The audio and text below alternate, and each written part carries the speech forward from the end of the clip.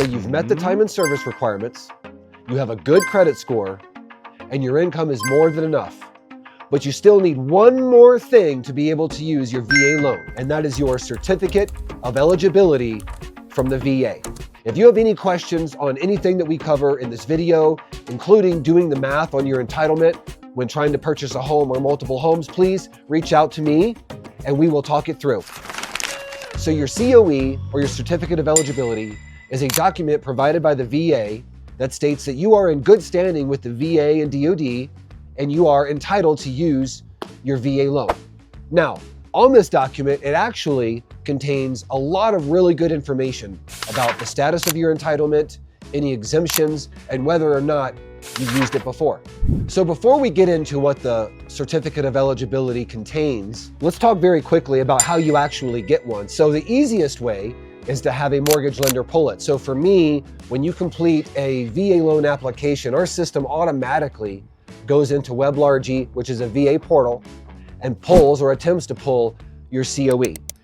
You can also petition the VA yourself with a form that I can provide you, and they will issue your COE directly to you. And lastly, if you have the right login, you can go to the va.gov website and attempt to download it that way. Pro tip, if your entitlement does not automatically pull, be prepared to have your DD-214 and submit that to the VA. Let's go down what this document actually covers. So at the very top, you're going to see all of your information, your name, party social, your service, and then to the left of your service, you'll see an entitlement code. So if the code is 10, that means you have never used your VA entitlement before. If it is a 05, this means that it is a subsequent usage, and first time versus subsequent usage dictates how much the funding fee can be on your loan. Now, to the right of your service, you're going to see one of several different pieces of verbiage, but essentially, this is where it shows you if you are exempt from the funding fee via VA disability or Purple Heart, or if you are on the hook for that funding fee. Now, below this information, there is a small matrix, and if you currently hold any properties on your VA loan entitlement, this is where it's going to show. So you're going to see some key pieces of information about that property, primarily the VA loan number, the state where the home is located, and how much of your entitlement is being chewed up by that property. So because you watch my other videos, I know that you know that when it comes to splitting your entitlement between multiple homes, you have $806,500 to work with, all right? So this is where this math really comes into play. The VA has a special calculator that they use to determine the amount of eligibility left over after a previous usage. There are certain ways to do it via back of the napkin math. I also have a calculator that is pretty close to what the VA uses. So if there's any question about your COE or what you might have left over, please reach out to me. I can do the math for you. Probably 5 minutes. Not a big deal, but always remember the final authority on entitlement math is the VA themselves. Quick note here.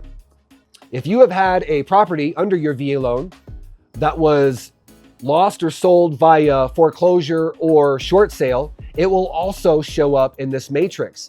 And in case no one told you when you went through that process, you do not get that portion of your entitlement back unless you physically pay it back.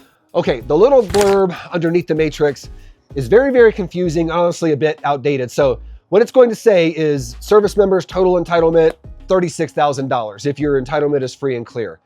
That's kind of a scary number because I'm out here saying that your entitlement is worth $806,500 and all this other stuff.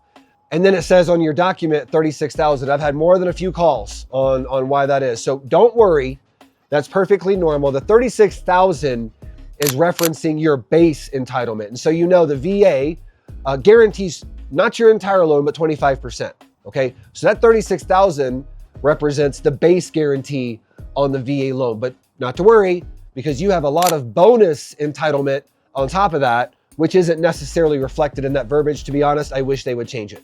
So below this, there's some sort of carbon copy verbiage about your entitlement. Please read through it because it actually does contain some good information about your basic entitlement and then the bonus entitlement on top of that. And then underneath it, you'll have the name and date of who and when your entitlement was pulled. Now, once we get below that, if you do pull a stipend from the VA, it will show on your COE, okay? It'll give you that monthly stipend, and when you fill out a mortgage application and you're using that VA disability as a stream of income, that's really where the lender's pulling it from. Some lenders might ask for your awards letter, but honestly, it's just asking for two of the same thing because it says it right there on your COE.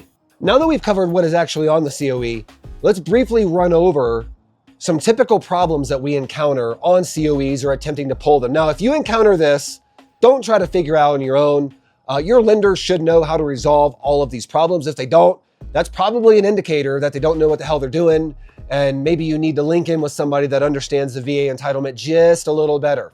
Problem number one, a prior loan that has been paid off does not reflect as showing paid off. This is a pretty easy fix. What we do is collect a settlement statement from that previous transaction. We put a nice little packet together, submit it to the VA. Usually the turnaround of getting that removed from your COE is pretty fast. Problem number two I see a lot is veteran, will get a VA disability of above 10%, which we know excludes you from the funding fee, but for whatever reason, the COE is not reflecting that. So instead of just eating the funding fee, some lenders will try to get you to do, what we will do is collect your awards letter from the VA. If you haven't received a physical copy, you can go to eBenefits and download it. And then again, we will put that in a nice little packet, submit it to the VA, and pretty quickly, that exemption will be reflected on your COE. Problem number three, dual entitlement. Now, we have not done a video on this on my channel, but we will. And that is when two veterans with both of their entitlements or service members join forces to purchase a home with their entitlements. And yes, you can do this. It's called a dual or split entitlement. So a lot of times lenders will not break down the math properly. So one person's COE will reflect the wrong number. And essentially, again, we're pulling together loan documents. We're showing how the math should have been split, and we can have the VA correct that. And number four, a lot of times, well, not a lot of times, but sometimes we will attempt to pull a COE for a service member, usually somebody that's been in 2 years or less, and it won't pull for whatever reason. Just because there's some kind of breakdown in the DoD reporting for time in service and the VA. Okay, not really a big deal. Typically, what lenders will do, okay, I'll tell you what I do, is we actually have a templated document called a statement of service, okay, that I can email you. And you fill it out with your information. You have someone in your chain of command, or maybe a company commander at least, sign it. And it says that yes, so-and-so has been active duty since this date. They do meet the minimum requirements for VA entitlement, so on and so forth. We submit that to the VA and we have them manually generate you a certificate of eligibility. If you know you meet the time and service requirements, which at this time is 90 days post-training, but your COE is not pulling, don't let some lender go, oh shucks, I guess maybe next time. No. You can petition the VA to have this thing manually generated, and that's exactly what you need to do. Very quick, few misconceptions. You can only use this COE/VA loan once. No, we cover this quite a bit, and I will just keep banging this drum. You can use this as many times as you want, as long as you remain within the left and right limits of the VA loan. And you just got to understand how the entitlement math works. If you don't, or you have any questions on it, please reach out to me.